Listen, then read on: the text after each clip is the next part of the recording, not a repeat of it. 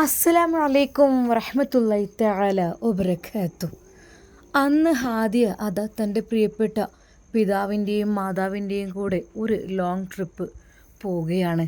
എന്നാൽ ഈ സമയം അതാ ഉപ്പ പറഞ്ഞു, പൊന്നു മോളെ, ഉപ്പ, എൻ്റെ പൊന്നു മോള്, ഇനിയൊരു പക്ഷേ നിക്കാഹ് കഴിഞ്ഞാൽ ഈജിപ്തിലേക്ക് മോള് പോവുകയായിരിക്കും. അപ്പോൾ ഉപ്പാൻ്റെ കുട്ടിക്ക് കൊതിയാവും ഉപ്പാനെ കാണാനൊക്കെ. അതുകൊണ്ടാണ് പൊന്നു മോളെ ഞാൻ ഈ ഒരു ട്രിപ്പ് വരുന്നത്.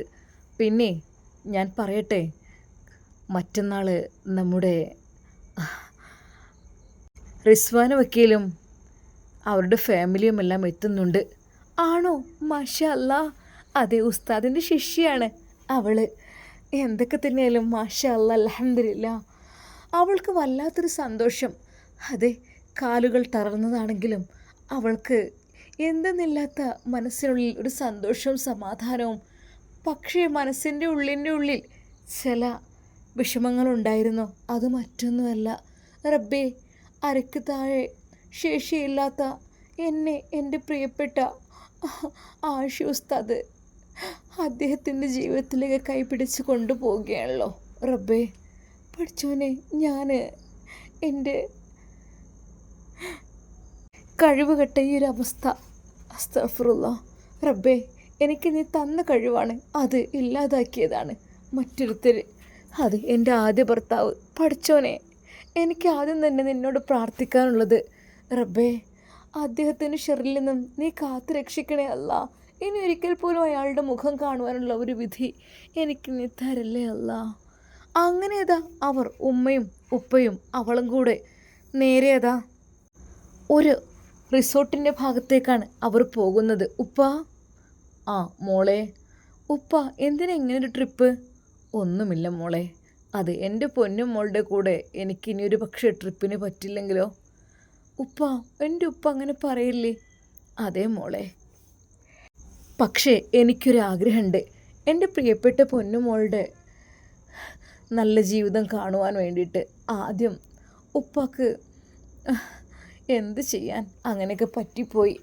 ജസീറിനോടൊത്തുള്ള ആ ഒരു ജീവിതവും കാര്യങ്ങളും. എൻ്റെ കുട്ടി കുറേ ഇടങ്ങാറായില്ലേ ഉപ്പ. ഹേയ്, എൻ്റെ ഉപ്പ കരയല്ലേ? ഒന്നുമില്ലപ്പ, അതൊക്കെ കഴിഞ്ഞു പോയി. എന്നാൽ ഉപ്പ, അന്ന് ഞാൻ അനുഭവിച്ചതിന് പകരമായിട്ട് കൊണ്ട് അല്ലാഹു സുബ്ഹാനഹു വ തആല എനിക്ക്, ഉപ്പ, ഞാൻ ആഗ്രഹിച്ചൊരു ജീവിതം തരികയാണല്ലോ. അത് ഉപ്പ, ഉസ്താദിൻ്റെ കൂടെയുള്ള ജീവിതം. അത് ഞാൻ ആഗ്രഹിച്ചതാണ്. ഒത്തിരി ഒരുപാട്. മോളെ, ആ പിതാവ് അവളുടെ മുഖത്തേക്ക് നോക്കി.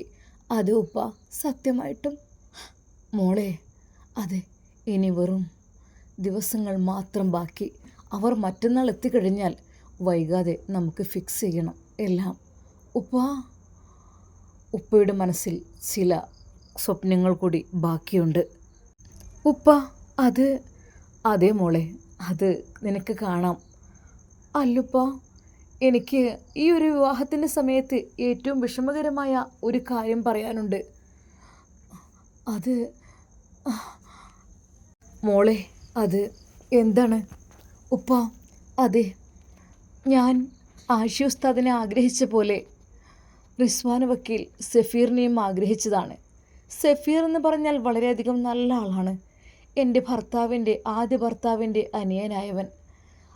പാവമാണ്. ഞാൻ തണുത്തു വന്ന് നിൽക്കുന്ന സമയത്ത്, അതെ, എനിക്കൊരു പുതപ്പ് പോലും ഇല്ലാത്ത സമയത്ത് ഞാൻ ആ AC റൂമിൽ നിന്ന് പുറത്തിറങ്ങി ഞാൻ ആ ബാൽക്കണിയിൽ വന്നിരിക്കും. അവിടെയാകുമ്പോൾ അത്ര തണുപ്പ് തോന്നില്ല. എങ്കിലും പുറത്തു നിന്നുള്ള കാറ്റ് അവിടേക്കും അടിച്ചു വീശാറുണ്ടായിരുന്നു. എന്നാൽ എൻ്റെ പ്രിയപ്പെട്ട ഉപ്പ, ഞാൻ തണുത്ത് വിറച്ച് അവിടെ വെറും നിലത്ത് കിടക്കുമ്പോൾ, അല്ലെങ്കിൽ അവിടെ ചെയറിലിരിക്കുമ്പോൾ, അത് സഫീർ എനിക്ക് അവൻ പുതച്ചിട്ടുള്ള ആ ഒരു കരിമ്പടം, ആ ഒരു കമ്പിളി വന്ന് എൻ്റെ ശരീരത്തിലേക്ക് ഇട്ട് തന്നിരുന്നു. അത് ഞാൻ ഓർക്കുന്നു ഉപ്പ. അതെ, എനിക്ക് വിഷമകരമായ പ്രയാസകരമായ നിമിഷങ്ങളിൽ അവൻ എനിക്ക് താങ്ങും തണലുമായിരുന്നു. അത് എന്നെ ഒത്തിരി ഇഷ്ടമായിരുന്നു. അതായത് എന്നെ ബഹുമാനം കൂടിയായിരുന്നു. പാവമാണ് സഫീർ. ചതിയും വഞ്ചനയും അറിയാത്ത മനുഷ്യനാണ്. മോളെ, എന്താ ചെയ്യുക, അവരുടെ കുടുംബത്തിലെ ഒരാളെ കൊണ്ട് അവനെ കല്യാണം കഴിപ്പിക്കുകയാണത്രേ. ഉപ്പ, അത് ആരെക്കൊണ്ടാണ്? അത് അവരുടെ ഉമ്മയുടേത് ആങ്ങളുടെ മോളെ കൊണ്ടോ? ഒരു നിമിഷം അവളതോർത്തു. റബ്ബേ, ഉമ്മയുടെ ആങ്ങളുടെ മകളോ?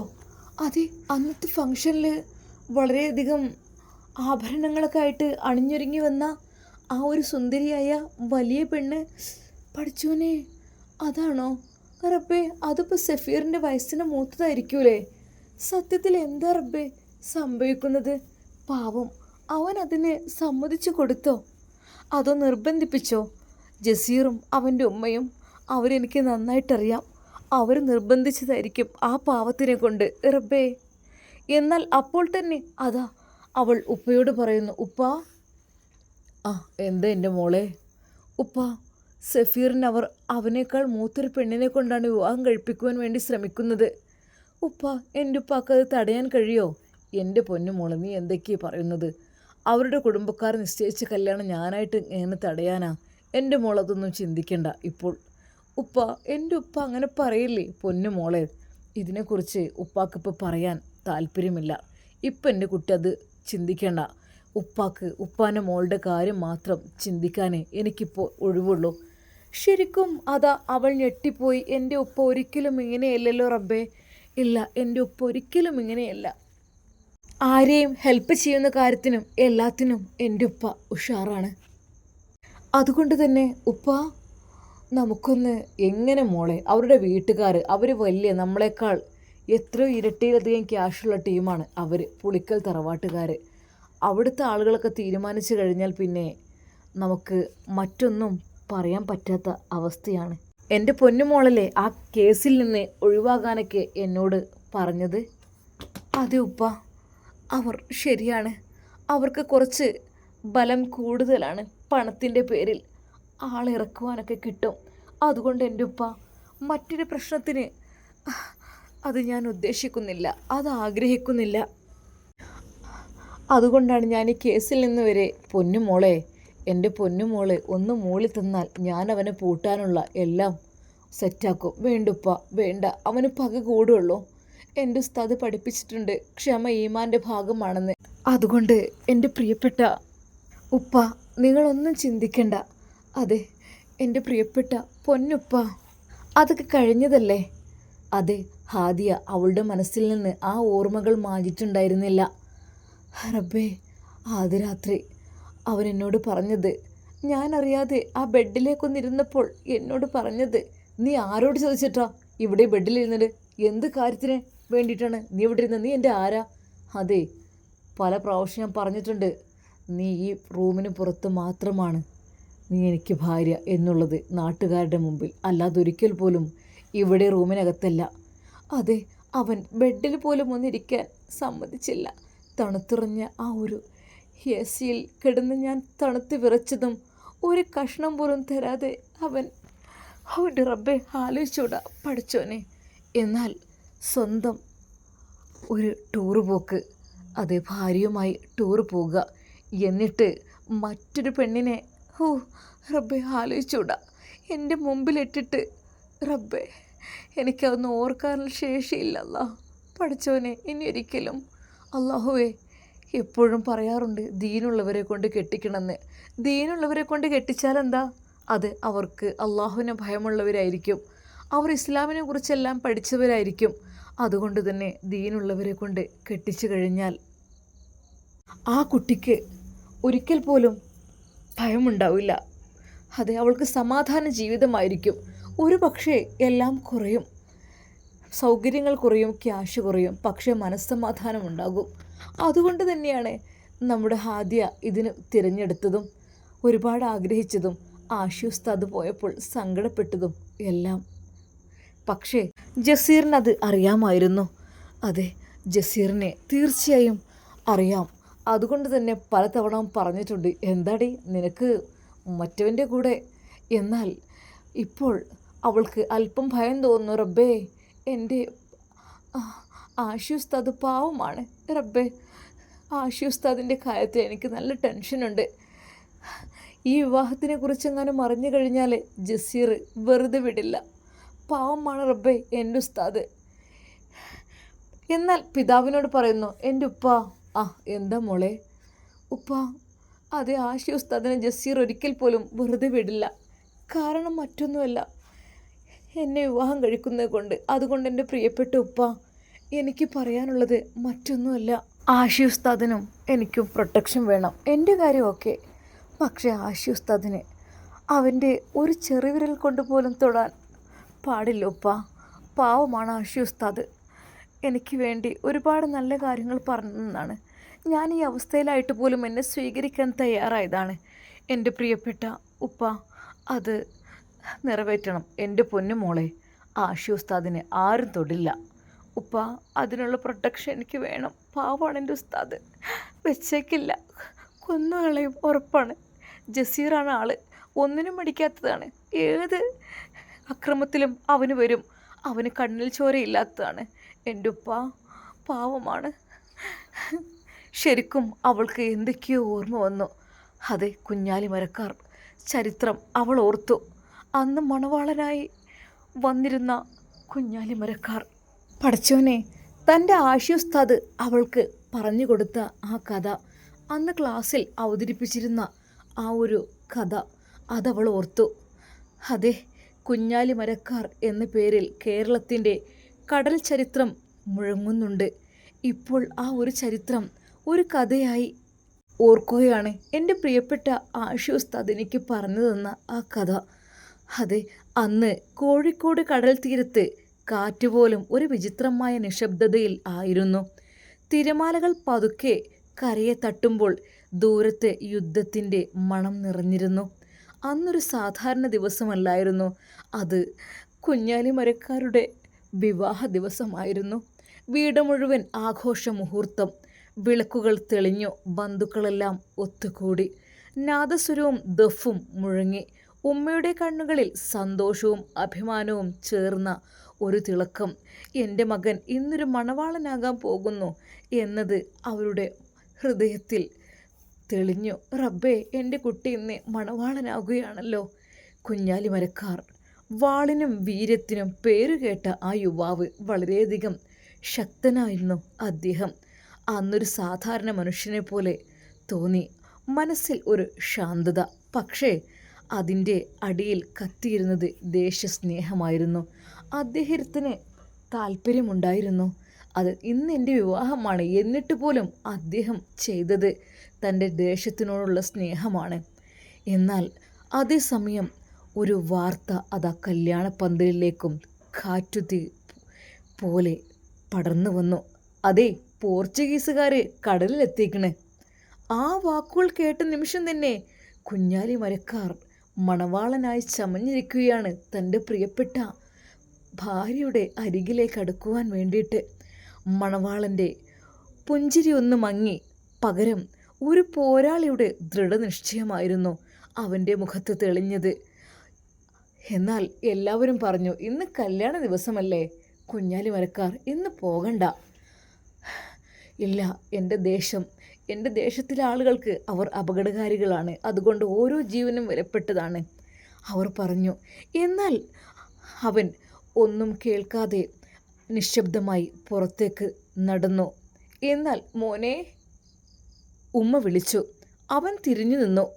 ആ കണ്ണുകളിൽ ഉമ്മയുടെയും ദേശത്തിനോടും തമ്മിലുള്ളൊരു പോരാട്ടം. അതെ, ഉമ്മ പറഞ്ഞത് കേട്ടിവിടെ നിൽക്കണോ, അതോ എൻ്റെ ദേശക്കാരെ ഞാൻ രക്ഷിക്കണോ? പൊന്നു മോനെ, ഇന്ന് നിൻ്റെ കല്യാണ ദിവസമാണ്. ഉമ്മയുടെ ശബ്ദം വിങ്ങി. കുഞ്ഞാലി നിശബ്ദമായി പറഞ്ഞു, ഉമ്മ, ഇന്ന് ഞാൻ മണവാളൻ മാത്രമല്ല, ഈ നാട്ടിൻ്റെ രക്ഷകനാണ്. അതേ, പോർച്ചുഗീസുകാർ വന്നിട്ടുണ്ട് ഉമ്മ. ഒരൊറ്റ മുസ്ലിങ്ങളെയും വെറുതെ വിടില്ല, ആരെയും എല്ലാവരെയും നശിപ്പിക്കും ഉമ്മ. അവൻ വാളെടുത്തു. ഉമ്മ ദയനീയമായത് നോക്കി. എന്നാൽ ഉമ്മ അത് അവൻ്റെ കൈകളിൽ ഒരു വെളുത്ത തൂവാല നൽകുകയായിരുന്നു. അത് പൊന്നുമോൻ്റെ കൈകളിൽ ഏൽപ്പിച്ചു. പൊന്നുമോനെ, എൻ്റെ ദുആ ഉണ്ടാവും, അള്ളാഹു നിന്നെ കാക്കട്ടെ. കുഞ്ഞാലി മരക്കാർ ഒരു നിമിഷം ഉമ്മയുടെ കൈ പിടിച്ചു, പിന്നെ തിരിഞ്ഞു നടന്നു. ആ നടപ്പ് അതൊരു മകൻ്റേതല്ല, ഒരു ചരിത്രത്തിൻ്റെ തുടക്കമായിരുന്നു. കടലിൽ യുദ്ധം തുടങ്ങി. പോർച്ചുഗീസ് കപ്പലുകൾ തീപ്പൊരി പോലെ ആക്രമിച്ചു. പക്ഷേ കുഞ്ഞാലി മരക്കാർ തൻ്റെ നാവികസേനയുമായി തിരമാലകളെ പോലും കീഴടക്കുന്ന ധൈര്യത്തോടെ മുന്നേറി. ഇത് നമ്മുടെ കടൽ, അതെ, വിട്ടുകൊടുക്കരുത്. അവൻ്റെ ശബ്ദം മുഴങ്ങി. വാളുകൾ തമ്മിൽ കൂട്ടിയിടിച്ചു. തീയും പുകയും കടലിനെ മറിച്ചു. ഒരാളായി വന്ന ശത്രുക്കൾ പതുക്കെ വീണു. പക്ഷേ യുദ്ധം എളുപ്പമല്ലായിരുന്നു. ഒരു നിമിഷം ആ അപ്രതീക്ഷിത ആക്രമണം കുഞ്ഞാലി മരക്കാർക്ക് ഗുരുതരമായ മുറിവേറ്റു. അവൻ കാൽമുട്ടിൽ വീണു. കയ്യിൽ പിടിച്ചിരുന്ന ആ വെളുത്ത തൂവാല പതുക്കെ ചുവപ്പായി മാറി. വീട്ടിൽ ഉമ്മ നിശബ്ദമായി കാത്തിരുന്നു. അല്ലാഹു, എൻ്റെ കുട്ടിയുടെ കല്യാണ ദിവസമാണ് റബ്ബേ ഇന്ന്. അവൻ്റെ സ്വന്തം ഇഷ്ടങ്ങളും സുഖങ്ങളും ഉപേക്ഷിച്ച് അവൻ ഈ നാടിന് വേണ്ടി പോരാടാൻ പോയതാണ് റബ്ബേ. അല്ലാ. എന്നാൽ പെട്ടെന്ന് ഒരാൾ വാതിൽ തുറന്നു. അതൊരു യോദ്ധാവായിരുന്നു. അവൻ അകത്തു വന്നു. അവൻ്റെ കയ്യിൽ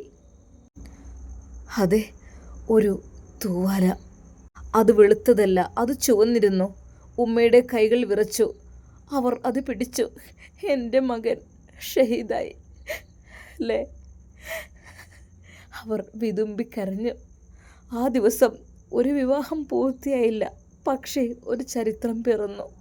കുഞ്ഞാലി മരക്കാർ ഒരു മണവാളനായിരുന്നെങ്കിലും അവൻ തിരഞ്ഞെടുത്തത് വ്യക്തിപരമായ സന്തോഷമല്ല, രാജ്യത്തിൻ്റെ സ്വാതന്ത്ര്യമാണ്.